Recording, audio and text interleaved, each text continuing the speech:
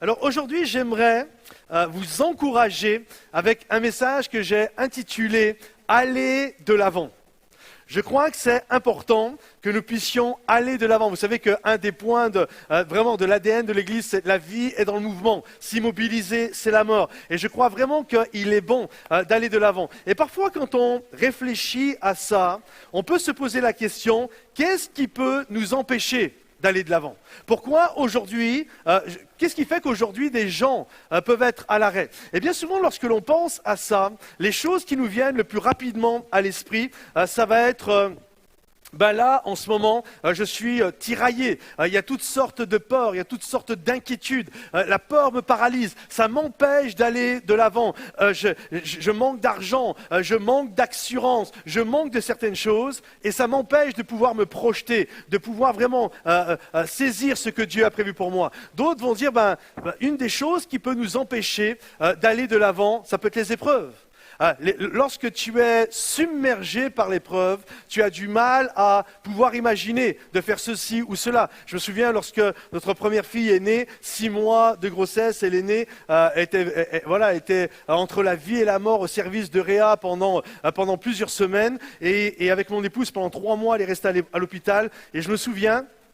Le matin, je prenais la voiture, on habitait à Rive-de-Gier, c'est à peu près à une demi-heure, 20-25 minutes de Saint-Étienne, mais une demi-heure de l'hôpital où ma fille est née. Et j'amenais très tôt le matin mon épouse, on faisait le bain avec ma petite fille. Ensuite, j'allais travailler dans la région lyonnaise, je faisais 1 heure de route, je finissais le job à 20h, je retournais chercher mon épouse et passer un petit moment avec ma fille. Et ensuite, on retournait se coucher à Rive-de-Gier et on se levait très tôt, on se couchait très tard et les journées étaient extrêmement longue.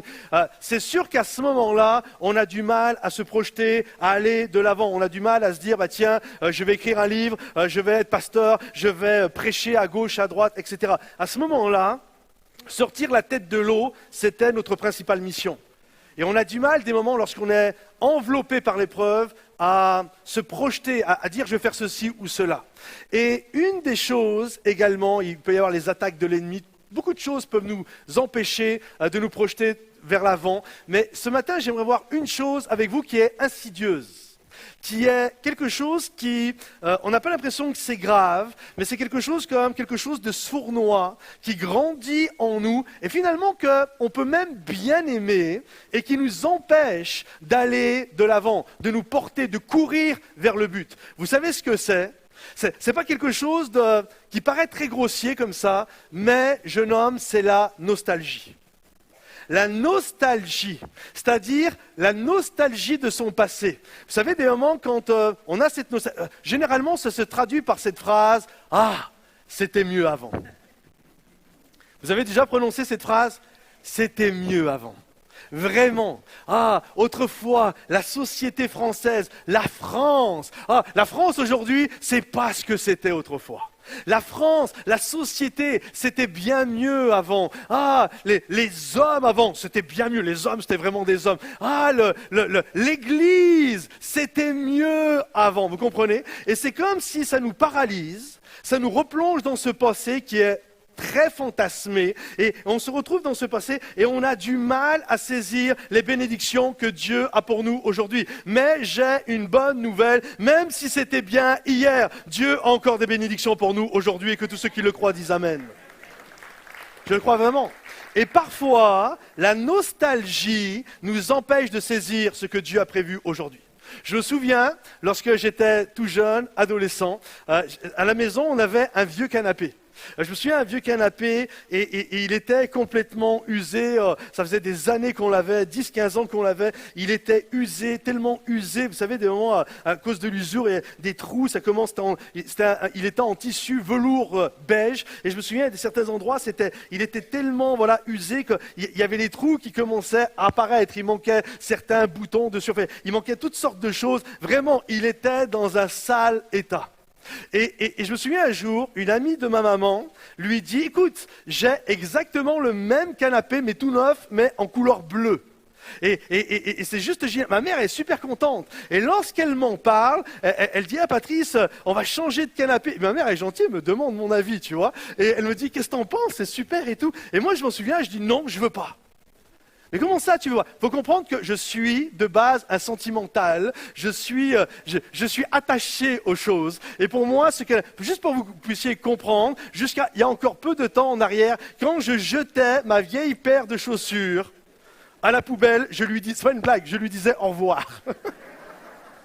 On a fait tellement de choses, on a été dans tel pays et tout, on a foulé, là, vous comprenez? Je suis un sentimental, ok? Donc moi, c'est les choses, c'est comme ça. Et quand maman m'a dit ça, on va changer de canapé, non. Pour moi, ce canapé, ça représentait des soirées entre amis. C'était l'époque où mon papa était à la maison. C'était beaucoup de choses, ce canapé. Et là, je me souviens, c'est pas une blague, ma mère a fait venir un ancien de l'église pour venir me parler.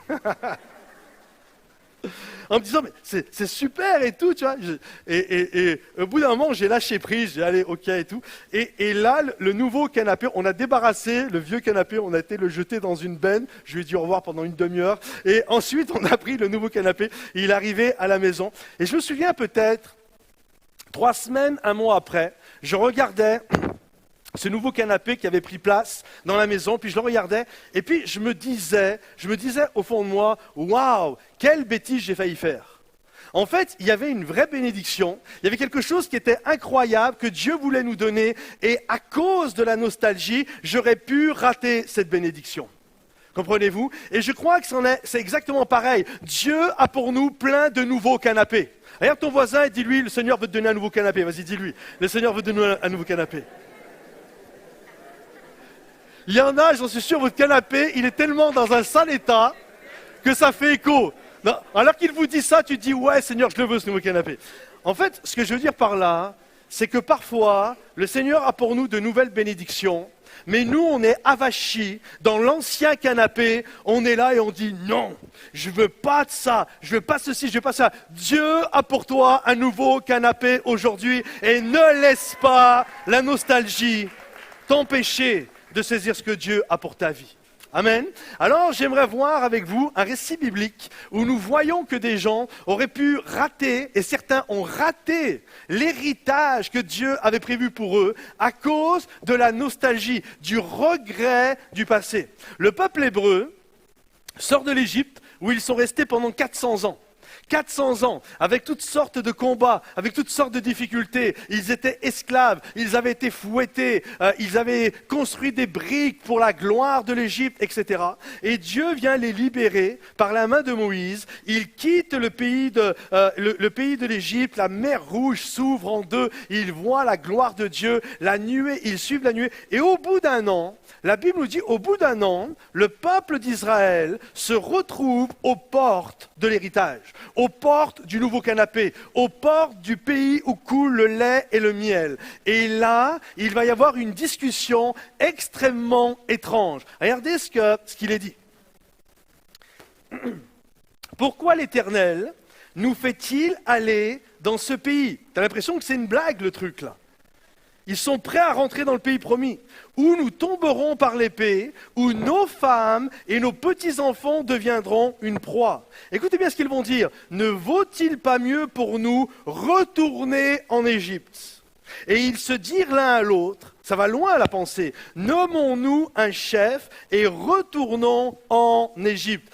Premièrement, il y a cette notion d'embellir notre passé. Embellir notre passé peut nous empêcher de vivre la bénédiction promise, la bénédiction que Dieu a pour nous aujourd'hui.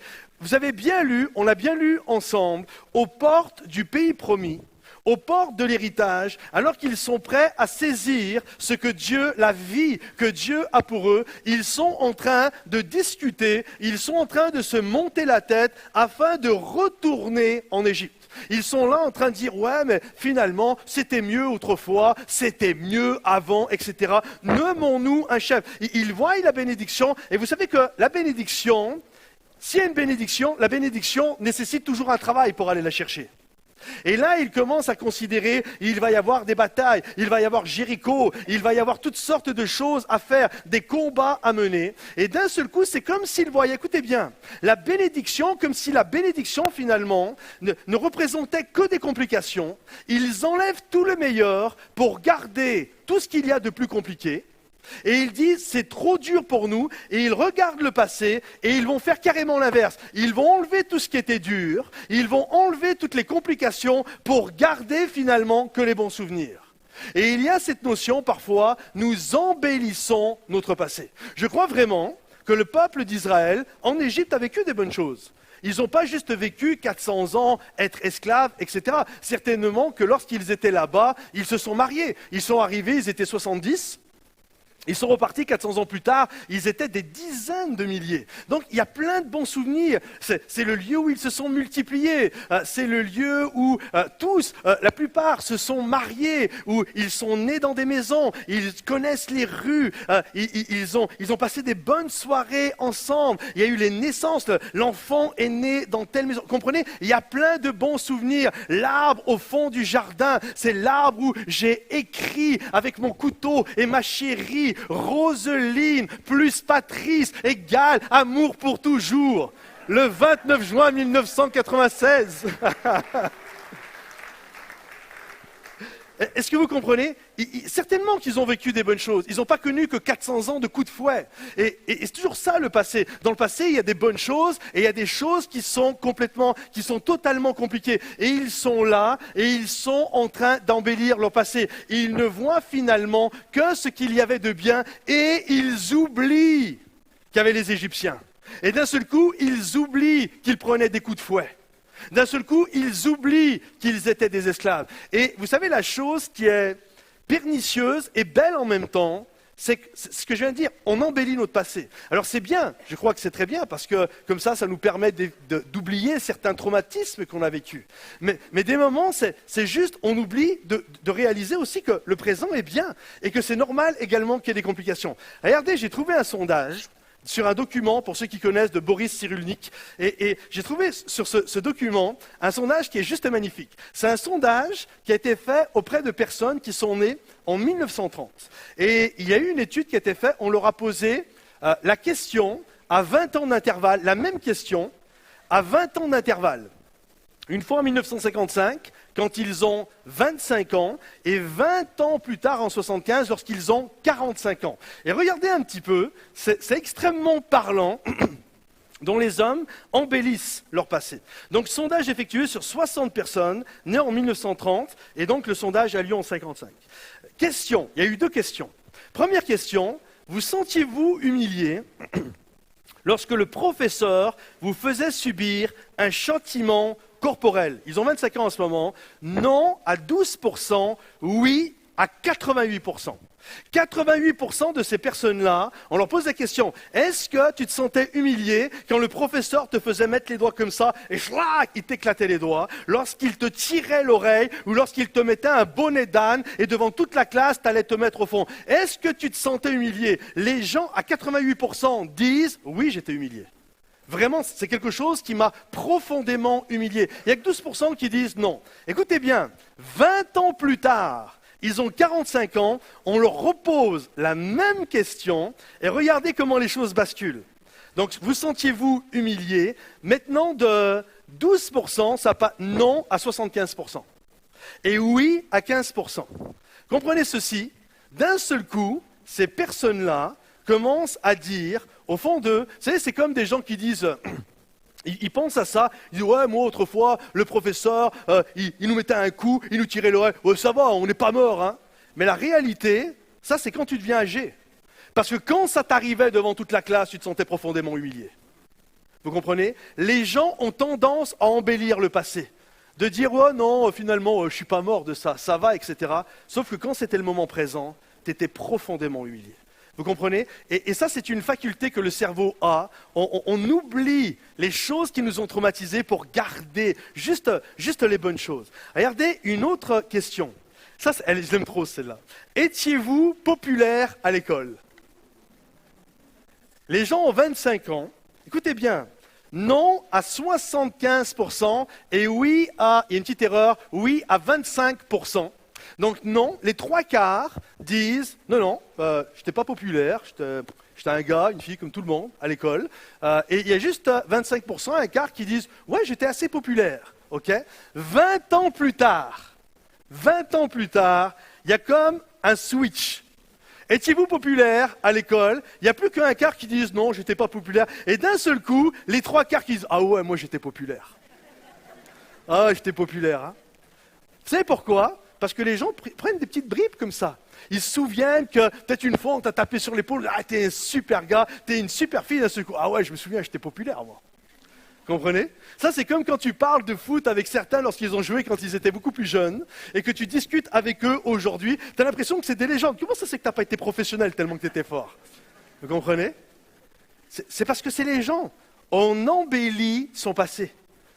Et c'est bien quelque part. Ça nous évite de certaines écueils qui nous amènent à une souffrance, etc. C'est bien, Dieu nous a conçus comme ça. Le seul problème, c'est que ça nous amène toujours à croire, quand on n'en a pas conscience, ça nous amène toujours à croire que c'était mieux avant. La réalité, mes bien-aimés, c'était pas mieux avant. C'était pas mieux avant. Moi, je me souviens, c'était mieux avant la famille. Moi, je me souviens, un jour, j'étais là, je disais ça à quelqu'un de ma famille qui est plus ancien, au plus vieux de mes cousins. Et là, je disais, la famille, je me souviens, quand j'étais petit, c'était mieux avant, c'était ceci, cela. Et il me disait, mais en fait, tu étais trop petit. Mais j'aimerais te dire, tonton se prenait la tête avec tonton un tel, et la tati ne pouvait pas voir l'autre tati, etc., etc. Vous comprenez? Il y a toujours eu des histoires. De partout, dans toutes les époques, c'était pas mieux avant. Il y a toujours, avant la société française, autrefois, en France, c'était vraiment des hommes. J'aimerais vous dire, d'un seul coup, c'est comme si on oublie la Gestapo, on oublie que les gens se vendaient les uns les autres, qu'il y avait de la malnutrition, qu'il y avait de l'insalubrité, que les gens mangeaient pas à leur faim, que les gens se faisaient la guerre pour un oui, pour un non, qu'il y avait des rats de partout, etc., etc., vous comprenez? D'un seul coup, on oublie tout ça. On oublie la malnutrition, on oublie l'insalubrité, on oublie les guerres racistes, on oublie toutes ces choses-là pour dire autrefois, qu'est-ce que c'était beau la France. La réalité, c'était pas mieux qu'aujourd'hui. C'était différent, il y avait des bonnes choses, comme il y avait des mauvaises choses, comme aujourd'hui, il y a des bonnes choses et il y a des mauvaises choses. Et dans 30 ans, il y aura encore des bonnes choses et il y aura encore des mauvaises choses. Vous savez pourquoi on fonctionne comme ça, avec cette nostalgie où on reste crampé, accroché avec le passé? C'est parce que, avec nos souvenirs, nous voyons le passé tel une chimère. Vous savez, la Bible dit, ne courez pas après, celui qui court après les chimères est dépourvu de sens. Vous savez ce qu'est une chimère? C'est écrit dans la Bible et peut-être certains vous savez ce que c'est, mais d'autres vous ne savez pas. Si tu peux mettre la photo, s'il te plaît, de la chimère. Voici ce qu'est une chimère. En fait, la chimère, c'est quelque chose d'extrêmement intéressant. Une chimère, c'est un animal qui est fait à partir de 3 animaux. En fait, vous avez la tête d'un lion, vous avez le corps d'une chèvre et la queue qui a une queue de serpent. Okay? Donc, c'est quoi une chimère? C'est très particulier. Une chimère, en fait, dans la chimère, tout est vrai, c'est-à-dire que c'est fait à partir d'animaux véritables. Okay, les lions existent, les chèvres existent et les serpents existent. Donc tout est vrai et pourtant le tout assemblé ensemble, c'est faux. Vous comprenez? C'est exactement comme ça que les gens fonctionnent avec leur cerveau lorsqu'ils disent que c'était mieux avant. Ils prennent des bouts de vérité qui sont vrais. Ils prennent la queue du serpent, ils prennent le corps de la chèvre, ils prennent la tête du lion. C'est exactement pareil dans les souvenirs. Ils prennent telle petite bribe de vérité heureuse, tel souvenir qui était juste magnifique. Je me souviens ce jour-là dans la famille ou à l'église ou dans la société. Et on prend des petits bouts de vérité et on en fait un animal ensemble. On compose une vérité ensemble. Et on croit que c'est la vérité, alors qu'en fait, la réalité, c'est un mensonge. On a composé une chimère. On a pris des bouts de vérité, et parce qu'on a cru qu'on les assemblait ensemble, c'était la vérité. Non, c'est des bouts de vérité, mais ce n'est pas la vérité. La vérité, c'est que parfois, il y avait du bon, et parfois, il y avait du mauvais. Parfois, il y avait des choses géniales, et parfois, il y avait des choses qui n'étaient pas géniales du tout, comprenez-vous ? Et c'est exactement comme ça que la plupart de ceux qui restent dans un passé fantasmé fonctionnent dans leur tête. Ils croient que c'était mieux avant parce qu'ils ne se souviennent que des bonnes choses. Ils sont comme le peuple d'Israël aux portes du pays promis. Ils ne voient que les complications pour aller de l'avant. Ils ne voient que Jéricho. Ils ne voient que les combats qui vont mener. Et ils disent « Oh, c'est pas bon toutes ces choses-là ». Ils vont regarder à l'Égypte, ils vont regarder dans le passé et ils vont se faire une chimère. Ils vont oublier les Égyptiens, ils vont oublier les coups de fouet, ils vont juste prendre des bouts de vérité heureuse et ils vont dire « Ah, c'était mieux avant ». C'était pas mieux avant. C'était pas mieux du tout avant. Les problèmes de famille, il y en a toujours eu. Dieu a créé la famille et les premiers enfants se sont entretués. D'où les familles, c'était mieux avant. L'Église, c'était mieux avant. Lisez l'épître de Paul aux Corinthiens. Dans l'Église, il y avait de l'adultère, il y avait de l'inceste, il y avait des divisions, il y avait de l'ivrognerie. Comprenez-vous? Donc la notion de dire « Ah, c'était mieux avant, les familles, l'Église, etc. » Non! Dans chaque génération, il y a eu des bonnes choses. Dans chaque génération, il y a eu des complications. Mais j'espère que vous êtes avec moi. Si nous sommes au bord du pays promis, on ne va pas commencer à regretter l'Égypte. On ne va pas commencer à dire « Nommons-nous un chef pour retourner en Égypte. » Mais nous voulons regarder à ce que Dieu a prévu pour nous. Et on va dire « On va y aller avec la grâce et la puissance de Dieu. » Amen. C'est pourquoi il y a cet appel à se projeter. Je ne laisserai pas la nostalgie m'ôter, m'enlever ce que Dieu a prévu pour moi. C'est pourquoi, deuxièmement et dernièrement, le meilleur est devant vous. Est-ce que vous le croyez ça? Ça ferait un bon titre de livre, ça. Le meilleur est devant vous. Pour ceux qui ne savent pas de quoi je parle, il y a le livre Le meilleur est devant vous. C'est moi qui l'ai écrit en tout cas. Vous avez la possibilité de l'avoir. Et si vous ne savez pas quoi lire cet été, ça va vous encourager à aller de l'avant. En tout cas, regardez ce que Paul a dit. Oubliant ce qui est en arrière, je me porte vers ce qui est en avant. Oubliant ce qui est en arrière, je me porte vers ce qui est de l'avant. Combien veulent se porter vers ce qui est de l'avant? Combien croient que Dieu a encore des bénédictions en réserve pour chacun d'entre nous? Est-ce que vous le croyez ça? Vous savez, je refuse, j'espère que vous êtes avec moi, je refuse de croire que Dieu est mort. Je crois de tout mon cœur, j'ai confiance qu'il est le même hier, aujourd'hui et éternellement. Je refuse de croire que la générosité du Seigneur est épuisée lorsque sa parole me dit que les bontés de l'Éternel se renouvellent chaque matin. Je refuse de croire que la musique, c'était mieux avant, alors qu'il n'y a jamais eu autant de nouveaux chants écrits en français qu'aujourd'hui. Je refuse de croire que Dieu agissait mieux avant, lorsqu'il y a un réveil sans précédent sur toute la surface de la terre. Il n'y a jamais eu autant de sauvés que lorsque dans ces 20 dernières années. On estime que dans ces 20 dernières années, il y a eu plus de sauvés que de la croix jusqu'à il y a 20 ans en arrière. Tellement qu'il y a un réveil sans précédent. Et il y a des gens qui essayent de nous faire croire que c'était mieux avant. Je refuse de croire que Dieu en a fini avec nous. Est-ce que vous le croyez ça? Regarde ton voisin et dis-lui, Dieu n'en a pas fini avec toi. Dis-lui. Dieu n'en a pas fini. Je refuse, écoutez bien, je refuse de me laisser enchaîner par un passé fantasmé et de croire que Dieu n'a pas quelque chose pour moi aujourd'hui. Je refuse de le croire. Je refuse de croire que c'est terminé. Mais je crois qu'avec Dieu, le meilleur est devant moi et que tous ceux qui le croient disent Amen et applaudissent le roi des rois. Regardez ce que la parole de Dieu nous dit. Mais ce qui était pour moi un gain, je l'ai considéré comme une perte à cause du Christ. En ce qui me concerne, mes frères, je n'estime pas moi-même l'avoir déjà saisi, mais une seule chose compte. Dites avec moi, une seule chose compte. Une seule chose compte. Une seule chose compte.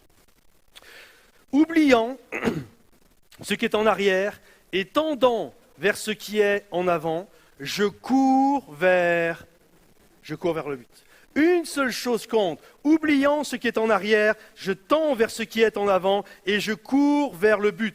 Paul considère, écoutez bien, Paul considère sa gloire passée comme quelque chose, c'était bien, mais quand je considère la connaissance de Christ, quand je considère tout ce que Dieu veut pour ma vie, alors je cours vers l'avant. Dans ce passage-là, si vous lisez le passage en entier, Paul est en train d'énumérer la liste de tout ce qu'il était avant. Il dit, moi, Paul, hébreu, né d'hébreu. Circoncis le 8e jour, j'ai été enseigné, j'étais enseigné quant aux choses de la loi. On sait qu'il a fait l'école biblique la plus prestigieuse de l'époque, l'école de Hillel. Il a été enseigné auprès du meilleur prof qu'il y avait de l'époque, Gamaliel. On sait que toutes sortes de choses qui étaient incroyables. La Bible nous dit il était zélé, c'est lui-même qui dit j'étais zélé, j'observais tout, j'étais un gars au top. autrefois mon passé. Il avait il avait peut-être même la triple nationalité. Il était hébreu, il était romain, il parlait 3-4 langues, il parlait le grec, il parlait le latin, il parlait l'hébreu, il parlait l'araméen. Il fait la liste de tout ce qu'il était autrefois, de toute sa gloire d'autrefois, du lieu où venait Tars, une ville universitaire. Il parle, il fait l'énumération de toutes ces choses glorieuses de son passé. Et il dit, mais quand je considère tout ça, à la lumière de Christ, la connaissance de Christ et de tout ce que Dieu a prévu pour moi, c'est fort ce qu'il lui dit. Il dit, je considère tout ça comme une perte, je considère tout ça comme de la boue. Même le mot exact, c'est je considère tout ça comme une ordure parce que je désire courir vers le but, parce que je sais que Dieu a encore des bénédictions en réserve pour ma vie. Comprenez-vous ? Je ne me laisserai pas arrêter, même si autrefois, peut-être autrefois c'était la guerre, mais même si autrefois, c'est ce que Paul dit. C'était génial autrefois, tout ce que j'avais. Mais quand je considère l'œuvre de Jésus, la connaissance de Christ dans ma vie et ce que Jésus veut encore faire et accomplir dans ma vie, il dit, j'oublie ce qui est en arrière, je tends vers ce qui est en avant et je cours vers le but afin de saisir la vie, la destinée que Dieu a pour moi. Je ne laisserai pas la nostalgie, je ne laisserai pas mon passé m'empêcher de vivre mon présent et de saisir les promesses de Dieu pour ma vie. Et vous avez le droit d'applaudir. J'ai demandé si on peut rappeler les musiciens. J'ai noté ceci, le meilleur est devant vous. Merci au Seigneur pour ce qu'il a fait autrefois, mais aujourd'hui est un nouveau jour avec de nouveaux défis. Allons de l'avant pour saisir les promesses de Dieu. Là, j'ai fait un résumé de mes 2 livres. Le meilleur est devant vous et saisis les promesses de Dieu. Et je crois vraiment qu'il y a cet appel à aller de l'avant. C'est vrai que parfois, la vie peut être compliquée. On est d'accord avec ça? Tous ceux qui vivent, on sait que parfois la vie peut être compliquée. Il y a un vieux chant qui fait partie maintenant du patrimoine de la chanson française. C'est un chant de Dutronc qui dit « Dans la vie, il y a des... Aïe, aïe, aïe! Ouille !» Dans la vie, il y a des cactus. Parfois, ça pique les cactus. Antoine de Saint-Exupéry disait « Ce qu'il y a de beau dans le désert, c'est qu'il cache des puits. » Et je crois que la vie est un savant mélange de cactus et de puits. Et finalement, c'est bien parce que ça nous rend encore plus vivants. On réalise que c'est ça la vie. Parfois, il y a des bonnes choses, et puis parfois, c'est compliqué. Parfois, il y a des puits, on n'aimerait que des puits. Lorsqu'on pense à son passé, on a l'impression qu'il n'y a que des puits. Il y en a, vous avez besoin d'être guéri de votre passé dans le sens, vous avez tellement vécu des traumatismes. Et il y en a, vous avez besoin d'être guéri de votre passé parce que vous croyez que vous l'avez idéalisé. Et parfois, il faut juste comprendre qu'à chaque époque de notre vie, il y a des puits puis il y a des cactus. Mais je vais de l'avant. Et c'est ça la vie. Parfois, c'est cool, c'est génial, puis parfois c'est compliqué. J'ai lu cette histoire qui m'a fait sourire. Un jour, il y a un homme... Excusez-moi. Un jour, il y a un homme qui avait un cheval, un vieux cheval. Et c'était un fermier. Et il avait un enclos avec ce vieux canasson qui était là. Puis ce matin, il se lève et il voit son cheval qui est mort. Alors tous ses amis qui sont là viennent le voir. Et lui disent « Ah, c'est une catastrophe. C'est une catastrophe que tu es en train de vivre. » Et lui, il regarde ses amis, il dit « Peut-être. Peut-être pas. » Le lendemain, il reçoit de la part de quelqu'un de sa famille un beau cadeau. Il reçoit un cheval tout jeune. On lui donne un jeune cheval et c'est juste, il est tellement beau. Alors tous ses amis viennent le voir. Ils disent, mais t'es vraiment béni, c'est incroyable ce que tu viens de recevoir. C'est vraiment, c'est génial. Puis lui, il regarde et puis il dit, peut-être. Peut-être pas. C'est la vie. Quelques jours après, son fils veut monter le cheval pour l'apprivoiser. Là, je ne sais pas comment on peut dire, le débourrer, je ne sais pas comment on dit ça. Mais il veut monter son cheval pour l'apprivoiser. Et alors qu'il le monte, il est jeté en arrière par le cheval. Il se cambre, il le jette. Et là, lorsqu'il tombe à terre, il se fait, littéralement, il se pète la jambe. Il se fait une fracture ouverte de la jambe. Tous les amis arrivent en disant, c'est terrible ce que tu viens de vivre. Et lui, il dit, peut-être. Peut-être pas. C'est la vie. Quelque temps par la suite, un mois après, le pays rentre en guerre et on réquisitionne tous les jeunes hommes de moins de 25 ans à partir de suite sur le front en bataille. Et là, le fils, qui lui a la jambe pétée, n'y va pas. Et tout le monde vient le voir en lui disant « Mais c'est génial, t'as vraiment de la chance !» Et lui dit « Peut-être, peut-être pas. » Je pourrais continuer l'histoire comme ça longtemps. Mon point est celui-ci, c'est la vie. La vie est faite de cactus et la vie est faite de pluie. C'est la vie. Et croire que je vais avoir que des cactus, c'est que tu oublies de regarder ce que tu es en train de faire. Mais de croire qu'il n'y a que des pluies dans le passé, c'est que tu as oublié les cactus que tu as vécus. Et on marche, et c'est ça la vie. Mais je ne veux pas rester dans un passé fantasmé. Je vais saisir et prendre ce que Dieu a prévu pour ma vie. Je me souviens d'une dame, elle a perdu son mari. Et une dame que j'ai énormément connue. Et lorsque j'étais enfant, elle m'a même gardé, etc. Et je me souviens, lorsqu'elle a perdu son mari était vraiment contre l'évangile. Mais ça restait quand même un bon mari pour son épouse, mais vraiment assez virulent. Concernant l'évangile, un jour, il n'était pas contre à la base, mais un jour, il est tombé sur un chrétien qui a voulu l'évangéliser de manière assez intégriste et l'évangéliser à coups de Bible en plein visage, et toi, tu es dans l'erreur, tu vas en enfer, etc., etc. Il s'est dit, c'est tous des fous. Donc après, il interdit sa femme à venir à l'église. Et c'était compliqué. Et puis un jour, cet homme est décédé. Cet homme est décédé, mais au-delà de ça, c'était un bon mari, un bon papa. Et son épouse, lorsque son mari est décédé, elle l'aimait tellement que chez elle, dans son salon, je me souviens, ses enfants me le disaient. D'ailleurs, tu n'y allais pas quand tu allais chez elle, tu n'allais pas dans le salon. Le salon, c'était devenu comme une pièce, c'était un musée, à la gloire de son mari, qui était décédé. Et c'était comme quand Dieu voulait la bénir, au niveau sentimental, c'était hermétique. Elle vivait dans le passé. Vous comprenez? Et ça a duré peut-être 10, 15 ans, quelque chose comme ça. Et lorsque Dieu a voulu la bénir et lui donner un nouveau mari, parce qu'elle est devenue veuve, elle était, je ne sais même pas si elle avait 30 ans, enfin, elle était au tout début de la trentaine, elle était quand même très très jeune. Et lorsque Dieu a voulu la bénir, ça a été compliqué pour elle, parce qu'elle restait dans un passé, elle restait dans son musée, vous comprenez?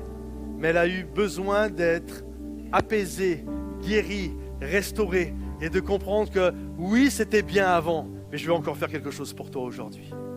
Alors j'aimerais dire à chaque personne qui est dans ce lieu, autrefois c'était bien, c'était bien. Il y avait aussi des galères, hein? Réfléchis 2 minutes et tu vas voir qu'il y en a des galères aussi. Mais c'était bien aussi. L'Égypte n'a pas eu que des mauvaises choses. Il y a un peuple qui s'est multiplié, il y a des enfants qui sont nés, il y a des mariages qui se sont célébrés. Mais il y avait aussi l'Égypte et les coups de fouet. Et ce que je veux te dire par là, c'est qu'aujourd'hui, tu peux être au pays, aux portes du pays promis, et parce que tu regardes tellement à l'Égypte, tu vas être incapable de saisir ce que Dieu a prévu pour toi. Alors j'espère que vous êtes avec moi et qu'on va dire merci Seigneur pour ce que tu as fait dans mon passé. Merci de m'avoir gardé. Merci pour tout ce que tu as fait dans ma vie. Mais aujourd'hui est un nouveau jour. Et je veux saisir les vies, les promesses et les bénédictions que tu as pour moi. Je ne laisserai pas un passé fantasmé m'enchaîner et m'empêcher de rentrer et de prendre les cadeaux que Dieu a pour moi aujourd'hui, et que tous ceux qui le croient disent Amen et Amen et applaudissent. N'ayez pas peur. N'ayez pas peur de saisir ce que Dieu a pour vous. Amen. Nous sommes des enfants de Dieu. Et en tant qu'enfants de Dieu, Dieu veut nous bénir. Si nous, mauvais, nous savons donner de bonnes choses à nos enfants, combien à plus forte raison notre bon Père céleste qui est dans les cieux sera-t-il nous donner de bonnes choses pour la gloire de son nom. Amen. Alors est-ce qu'on peut se lever là où nous sommes? Est-ce qu'on peut se lever juste étendre nos mains, nos bras devant le roi des rois et juste dire Seigneur, on vient devant toi Seigneur et on te prie Seigneur mon Dieu, on ne veut pas laisser la peur. On ne veut pas laisser le passé nous empêcher de saisir ce que tu as prévu pour nous. Mais nous sommes tes enfants, Seigneur. Nous sommes tes enfants et nous allons vivre les promesses que tu as pour nous. Nous allons saisir la vie que tu as pour nous parce que nous croyons que le meilleur est devant, Seigneur. Et nous croyons que même lorsque nous serons au crépuscule de notre vie, le meilleur sera encore devant nous, Seigneur. Merci pour qui tu es, Père. juste là où nous sommes, est-ce qu'on peut étendre nos bras et nos mains devant le roi des rois? Et juste là où tu es, commence à prier et à louer et adorer ton Dieu en disant je n'aurai pas peur, je vais me projeter, je cours vers le but. Alléluia, Seigneur Jésus.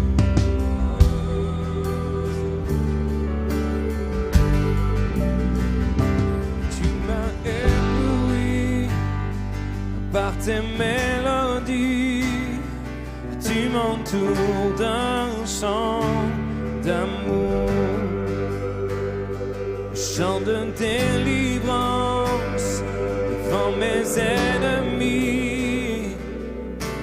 Toutes mes craintes s'enfuient. Si tu le crois, déclare-le. Je ne suis plus esclave de la peur. Non, non, non. Je suis enfant de Dieu. Oui, je ne suis plus esclave de la peur. Je suis enfant de Dieu.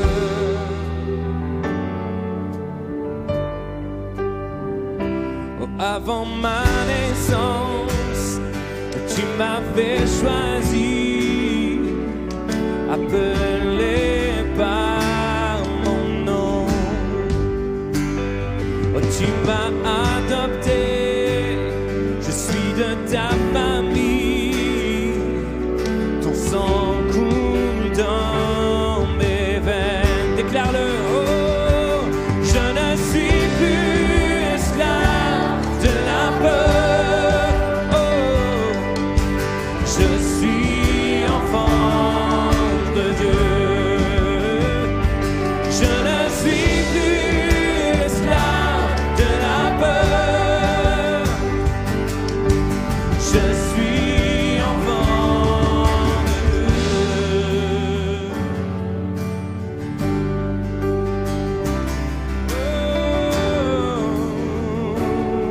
Oh, est-ce que tu peux parler à ton Dieu pendant quelques instants? Merci Jésus. Merci Seigneur mon Dieu. Merci, tu es souverain. Tu es au-dessus de tout Seigneur mon Dieu.